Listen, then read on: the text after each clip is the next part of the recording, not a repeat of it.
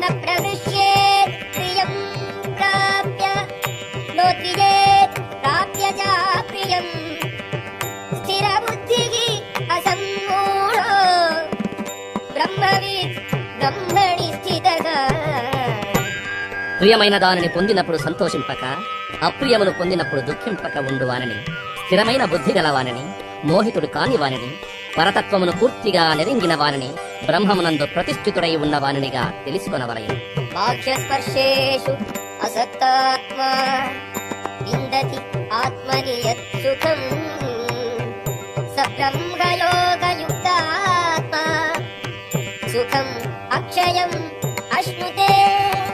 ముక్తుడైనట్టి వ్యక్తి భౌతికేంద్రియానందముచే గాని బాహ్య వస్తువులచే కాని ఆకర్షింపబడక ఆంతరమైన ఆనందమును అనుభవించుచు సర్వదా సమాధి అందుండు.